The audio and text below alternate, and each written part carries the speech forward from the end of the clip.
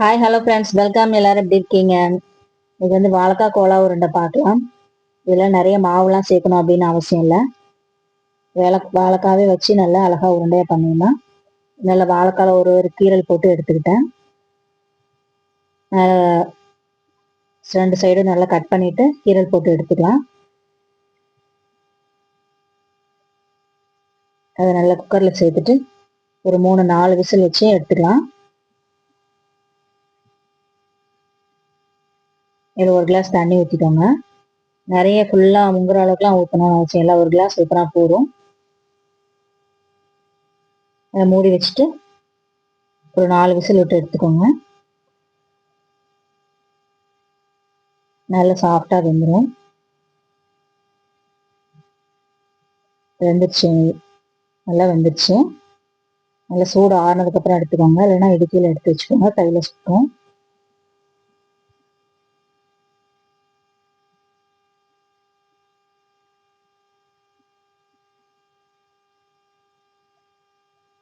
கீரல் போட்டு அப்படியே வச்சிங்கன்னா தோல் உரிக்கிறதுக்கு நல்லா ஈஸியாக இருக்கும் உங்களுக்கு.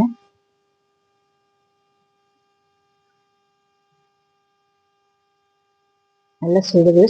சூடு ஆறுனதுக்கப்புறமே வச்சுக்கோங்க.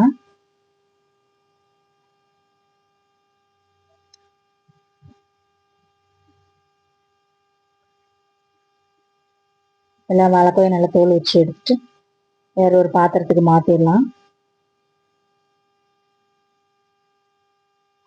நல்லா மேஷர் வச்சு நல்லா மசிச்சுக்கோங்க. இல்லை சூடு நல்லா ஆறிடுச்சு அப்படின்னா கையிலே நீங்கள் மசிச்சிடலாம்.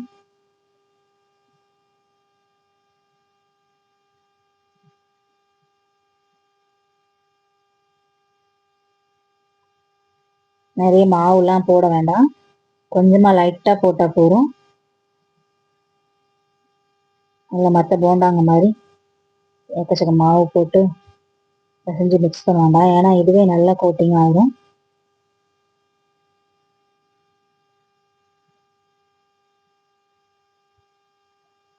இது கூட கொஞ்சம் கருவேப்பிலை சேர்த்துக்கலாம்.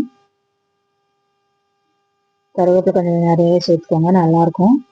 நல்லா ஃப்ரை ஆகி வரும்போது சாப்பிட்றதுக்கு ரொம்ப நல்லாயிருக்கும். அதனால் கொஞ்சம் எக்ஸ்ட்ராவாகவே கருவேப்பிலை சேர்த்துக்கலாம். கொஞ்சம் ஒரு 4-5 பல் பூண்டு, ஒரு 2-3 பச்சை மிளகாய் பிரித்து போட்டுக்கலாம்.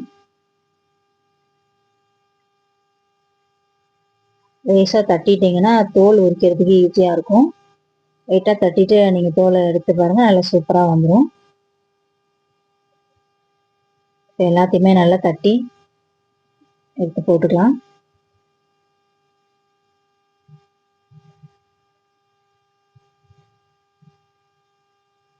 கல்ல போட்டு இடிக்கணும்னா கூட இடிச்சுக்கலாம். நான் அப்படியே எடுத்துக்கிறேன்.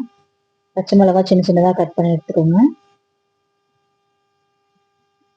ரொம்ப பெருசாக போட வேண்டாம், அப்புறம் உருட்டும் போது ஒழுங்காக வராது. பொடிசாக கட் பண்ணி போட்டிங்கன்னா உருட்டுறதுக்கு நல்லா ஈஸியாக இருக்கும்.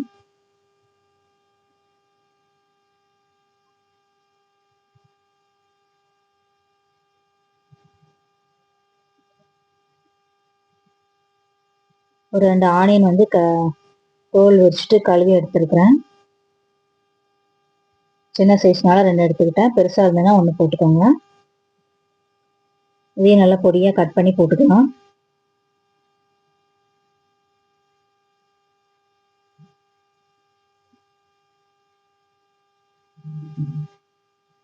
இது கூட கொஞ்சம் பெருங்காயத்தூள் ஒரு 1/2 ஸ்பூன் போட்டுக்கோங்க. வாழைக்காய் கொஞ்சம் கேஸாக இருக்கும். பெருங்காயத்தூள் பூண்டு இதெல்லாம் போடுறதுனால டேஸ்ட்டும் நல்லாயிருக்கும், உடம்புக்கும் எந்த கெடுதியும் பண்ணாது. கொஞ்சம் ஒரு 1/2 ஸ்பூன் ஜீரகம் போட்டுக்கிறேன். நான் கறி மசாலா தூள் போட்டுக்கிறேன், ஒரு ஸ்பூன். விருப்பப்பட்டால் போட்டுக்கோங்க, இல்லாட்டி தனி மிளகாய் தூளுங்க ஒரு 1/2 ஸ்பூன் போட்டுக்கோங்க. டேஸ்ட்டுக்கு உப்பு சேர்த்துக்கலாம். நல்லா வெங்காயம்லாம் நல்லா உதிர்த்து விட்ட மாதிரி நல்லா பிசைஞ்சு விட்டுக்கோங்க. எல்லாத்தையுமே நல்லா மிக்ஸ் பண்ணி எடுத்துக்கலாம். இப்படியே கூட உருண்டை பிடிச்சி போடலாம். கொஞ்சம் எக்ஸ்ட்ரா பைண்டிங்காக கொஞ்சம் மாவு போட்டிங்கன்னா இன்னும் நல்லாயிருக்கும். பொட்டுக்கடலை மாவு இருந்தால் போட்டுக்கோங்க. நான் கடலை மாவு தான் போடுறேன். கடலை மாவு ஒரு 3 டேபிள் ஸ்பூன் போட்டுக்கிறேன்.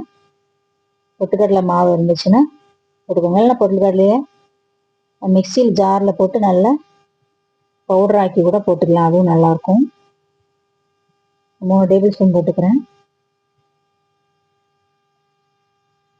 இதெல்லாம் வீட்டில் வந்து அரைச்ச மாவு மிஷினில் கொடுத்து ஒரு பங்கு கடலை பருப்புனா ஒரு 1/4 பங்கு பச்சரிசி சேர்த்து மிஷினில் கொடுத்து அரைச்சி வச்சுக்கிட்டிங்கன்னா உங்களுக்கு தேவைப்படும் போது எடுத்து போட்டுக்கலாம். கடலை மாவுலாம் நல்ல பஜ்ஜி, போண்டா, பக்கோடா அந்த மாதிரி போடுறதுக்கெலாம் நல்லாயிருக்கும். இப்போ நல்லா உருண்டை பிடிக்கிறதுக்கு நல்லா சூப்பராக வந்துடுச்சு.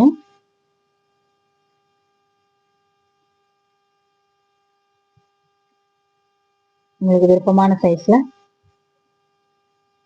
உருண்டை பிடிச்சி போட்டுக்கோங்க. சின்னதாக இல்லாட்டி பெருசாக வேணுன்னா பெருசாக போட்டுக்கோங்க.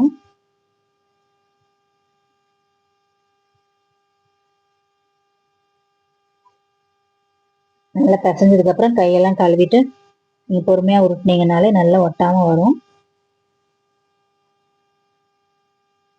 எல்லா மாவையுமே இந்த மாதிரி உருட்டி எடுத்துக்கலாம். செய்யறதுக்கு ரொம்ப ஈஸி. இந்த வாழைக்காய் இருந்தால் போதும், நல்லா வேக வச்சு சூப்பராக செஞ்சிடலாம். நிறைய மாவு போட்டு செய்ய வேண்டாம். இது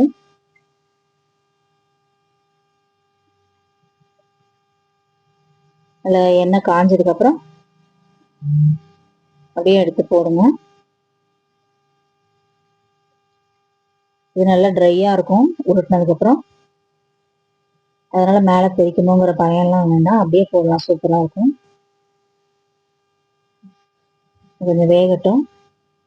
இது அப்படியே சாப்பிட்லாம், இல்லை இதுக்கு ஒரு சட்னி செஞ்சுக்கலாம். தேங்காய் சட்னி, தக்காளி சட்னி எது வேணாலும் செஞ்சுக்கோங்க. தேங்காய் சட்னி தான் எனக்கு செஞ்சேன். கொஞ்சம் தேங்காய் எடுத்துக்கோங்க தேவையான அளவு. ஒரு 3 பல் பூண்டு போட்டிருக்கேன். ஒரு 2-3 பச்சை மிளகா காரத்துக்கு ஏற்ற மாதிரி உங்களுக்கு போட்டுக்கோங்க. நீ கடலெல்லாம் போடலை, உடச்ச கடலெல்லாம் போடலை. உப்பு, புளி மட்டும் போட்டுக்கலாம். கடலை போடாதனால எக்ஸ்ட்ரா கொஞ்சம் புளி போட்டுக்கிறேன். இப்போ அது நல்லா வெந்துருச்சு, எடுத்துடலாம். எடுத்துட்டு நம்ம சட்னி அரைச்சிடலாம்.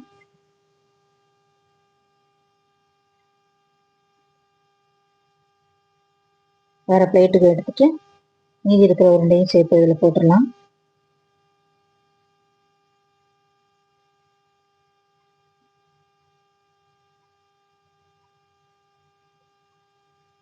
சூப்பராக ரெடி ஆயிடுச்சு வாழைக்காய் கோலா உருண்டை. இதை நீங்கள் அப்படியே சட்னி வச்சு கூட சாப்பிட்லாம், இல்லாட்டி குழம்பு, காரக்குழம்பு அந்த மாதிரி செஞ்சீங்கன்னா அதில் கூட போட்டு சாப்பிட்லாம், நல்லாயிருக்கும். எல்லா பால்ஸையும் அப்படியே போட்டு பொரிச்சு எடுத்துக்கலாம். அப்பப்போ லைட்டாக கிண்டி விட்டுக்கோங்க, இல்லைன்னா ஒரு சைடாகவே கரிஞ்சிடும். லைட்டாக மிக்ஸ் பண்ணி விட்டீங்கன்னா ஒன்று போல் வேகும். சட்னி அரைச்சி தாளித்து எடுத்துகிட்டு வந்துட்டேன். இப்போ சூப்பராக உருண்டைகள் ரெடி ஆயிடுச்சு. ஈவினிங் ஸ்நாக்ஸ் குழம்பு மத்தியானம் செஞ்சீங்கன்னா குழம்புல போட்டு கூட சாப்பிட்லாம், சூப்பராக இருக்கும் இது. ஓகே ஃப்ரெண்ட்ஸ், நீங்களும் இந்த மாதிரி வீட்டில் செஞ்சு பார்த்துட்டு எப்படி இருக்குன்னு சொல்லுங்கள். பாய்.